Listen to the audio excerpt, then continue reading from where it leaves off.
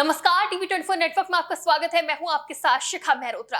उत्तर प्रदेश विधानसभा चुनाव 2027 में अब ज्यादा समय नहीं बचा है। जैसे जैसे चुनाव करीब आ रहा है वैसे वैसे प्रदेश की राजनीति भी गर्म होती जा रही है।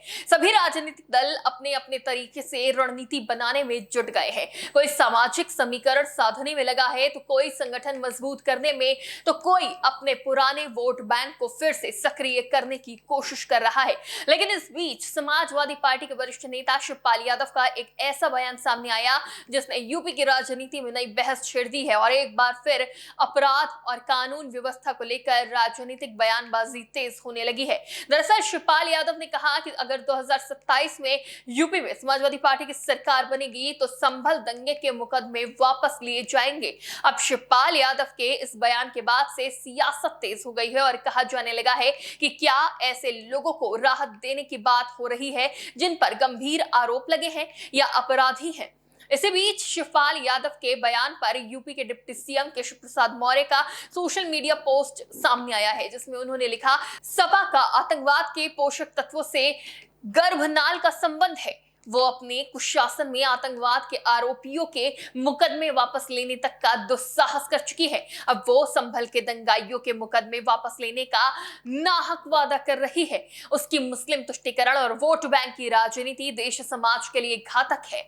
यूपी में दंगा राज, जंगल राज और गुंडा राज लौटने नहीं देंगे। 2027 में भाजपा फिर 300 पार करेगी और कमल की प्रचंड आंधी चलेगी। जनता सपा बहादुर श्री अखिलेश यादव को परिवार समेत साइकिल पर बिठाकर सैफई वापस भेज देगी। आपको बता दें कि शिवपाल यादव के इस बयान पर तमाम सोशल मीडिया यूजर्स की भी पोस्ट सामने आए हैं जिसमें सपा सरकार के समय के अपराध को बताया जा रहा है। इसके अलावा सोशल मीडिया पर शिवपाल यादव के इस बयान पर लोग सपा को घेर भी रहे हैं। इसी कड़ी में एक सोशल मीडिया यूजर ने लिखा, कानून से बड़ा वोट बैंक, न्याय से बड़ा अपने लोग, यही है सपा की असल विचारधारा। जो सत्ता में आते ही दंगाइयों के मुकदमे वापस लेने का वादा करे वो रक्षक नहीं संरक्षक है। इसी कड़ी में एक और social media user Samajwadi party को घेरते हुए लिखता है, शिवपाल यादव का नया बयान पुराने समाजवादी शासन की यादें ताजा कर रहा है। आरोप लगते रहे हैं कि उस दौर में सत्ता से जुड़े लोगों के लिए कानून अलग और आम जनता के लिए अलग था। अब दंगों के आरोपियों पर मुकदमे वापस लेने का वादा करके किसे खुश किया जा रहा है? क्या पीड़ितों को न्याय मिलेगा या राजनीतिक संरक्षण पाने वालों को राहत? सपा नेताओं की भाषा में पुलिस और प्रशासन के लिए लगातार धमकी का भाव क्यों दिखाई देता है? उत्तर प्रदेश ने अराजकता, कब्जे वसूली और दंगों का दौर देखा है। जनता फिर से वही माहौल नहीं बल्कि सुरक्षित और निष्पक्ष शासन चाहती है। सपा को बताना होगा कानून बड़ा है या वोट बैंक। फिलहाल शिवपाल सिंह यादव के इस बयान के बाद से यूपी की कानून व्यवस्था की चर्चा तेज हो गई है। ये चर्चा इसलिए भी ज्यादा हो रही है क्योंकि इस समय उत्तर प्रदेश में योगी आदित्यनाथ की सरकार है जो लगातार कानून व्यवस्था को अपनी सबसे बड़ी प्राथमिकता बताती रही है। मुख्यमंत्री योगी आदित्यनाथ कई बार सार्वजनिक मंचों से कह चुके हैं कि प्रदेश में दंगा फैलाने वालों, हिंसा करने वालों और कानून तोड़ने वालों के खिलाफ सख्त कार्रवाई की जाएगी। उनका कहना है कि उत्तर प्रदेश में अब कानून का राज चलेगा, किसी की मनमानी नहीं। पिछले कुछ वर्षों में सरकार ने अपराध और अपराधियों के खिलाफ कठोर कार्रवाई को अपनी बड़ी उपलब्धि के तौर पर पेश किया है।